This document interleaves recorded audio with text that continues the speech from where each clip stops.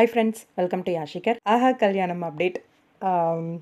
ஒரு சிஸ்டர் மட்டும் அடிக்கடிக்கு கேட்டுட்ருக்கீங்க, ஷூட்டிங் ஸ்பாட் அப்டேட்ஸ் எதுவுமே வரமாட்டேங்குது. நான் என்ன பண்ணுறது, பழைய பிக்ஸை வச்சே பேசுகிறதா இருக்குது.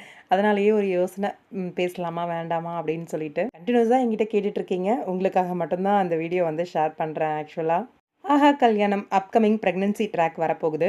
யாரோட ப்ரெக்னன்சி? நம்ம மகாவோட ப்ரெக்னன்சியா அப்படின்னு சொல்லியெல்லாம் எதிர்பார்க்காதீங்க. மகாவோட ப்ரெக்னன்சிலாம் வர்றதுக்கு வாய்ப்பே கிடையாதுங்க. மகாவோட ப்ரெக்னன்சிலாம் வராது. ஆனால் சூர்யா மட்டும் குழந்தையோடு வர ட்ராக் மட்டும் இருக்கும்.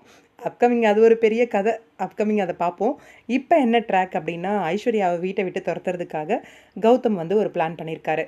ஐஸ்வர்யாவோட காலேஜ் ஃப்ரெண்டு ஒருத்தர் இருக்கார் இல்லையா, அவரை வச்சு ஐஸ்வர்யாவை வந்து வீட்டை விட்டு துரத்தணும் அப்படின்னு பிளான் பண்ணியிருக்காங்க. அவங்க 2 பேரும் எடுத்துக்கிட்ட ஃபோட்டோ வந்து வீட்டுக்கு அனுப்பி, அதை வந்து இப்போதைக்கு பாட்டி மட்டும் பார்த்துருக்காங்க. அந்த ஃபோட்டோவை ஐஸ்வர்யா கிட்ட கொடுத்துருவாங்க. அந்த பர்சன் யாருன்னே தெரியாது அப்படிங்கிற மாதிரி ஐஸ்வர்யாவும் சொல்லிடுவாங்க பாட்டிக்கிட்ட. இந்த விஷயம் வந்து முத்திக்கிட்டே போகும். முத்துச்சு அப்படின்னும்போது ஐஸ்வர்யா வந்து அந்த பையனை கூப்பிட்டு பேசுவாங்க. எதுக்காக என் வீட்டுக்கு இந்த ஃபோட்டோஸ்லாம் அனுப்புனேன் அப்படின்னு சொல்லி. அப்படி பேசும்போது நைட்டு தனியாக பேசும்போது மகா அண்ட் சூர்யா 2 பேருமே பார்ப்பாங்க. மகா வந்து வேற ஒரு இடத்துலேருந்து பார்ப்பாங்க. சூர்யா வந்து மாடியிலேருந்து பார்ப்பாரு. சூர்யாவுக்குமே ஒரு டவுட் இருக்கும். இந்த பொண்ணு தப்பாக இருக்கா அப்படின்ற மாதிரி யோசிப்பார். இன்னொரு விஷயம் என்ன அப்படின்னா, தன்னோட அக்கா மேலே வீணா ஒரு பழி போடும். வீட்டை விட்டு துரத்தணும் அப்படின்னு பிளான் பண்ணி இந்த ஃபோட்டோவை வச்சு வீட்டை விட்டு துரத்துற வரைக்கும் முடிவு பண்ணிடுவாங்க.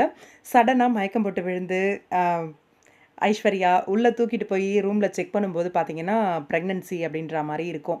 மறுபடியும் பொய் சொல்கிறாளோ அப்படின்ற மாதிரி யோசிப்பாங்க. உண்மையிலேயே ப்ரெக்னெண்ட்டாக இருக்காங்க அப்படின்னு டாக்டரே வந்து சொல்லுவாங்க. உடனே கௌதம் வந்து இது எனக்கு பிறக்கிற குழந்தை கிடையாது, வேற யார்கிட்டயோ கன்சீவ் ஆயிருக்கா அப்படிங்கிற மாதிரி ஒரு பழியை தூக்கி மறுபடியும் போடுவார். இதுக்கு மகா வந்து ஃபுல்லாக சப்போர்ட் பண்ணுவாங்க அவங்க அக்கா ஐஸ்வர்யாவுக்கு. என் அக்கா அந்த மாதிரி தப்பான பொண்ணு கிடையாது அப்படின்ட்டு. இந்த பக்கம் சூர்யா வந்து கௌதம்க்கு சப்போர்ட் பண்ணுவார். இந்த உண்மை வந்து ப்ரூஃப் பண்ணுற அந்த ஒரு கட்டம் தான் ஐஸ்வர்யா ஃபுல்லாக பாசிட்டிவ் ஆகி திருந்துற மாதிரியான ஒரு தருணம். அதுக்கப்புறம் அவங்க நெகட்டிவாகவே யோசிக்க மாட்டாங்க. ஃபுல்லாக அவங்க தங்கச்சியை பற்றி யோசிக்கிறதுலாம் வரும். அப்கமிங் செம்ம இன்ட்ரெஸ்டிங்கான ட்ராக்லாம் இருக்குது ஆஹா கல்யாணம் சீரியலில். உங்களோட கருத்து என்ன இந்த சீரியலை பற்றி கமெண்ட் பாக்ஸில் சொல்லுங்கள்.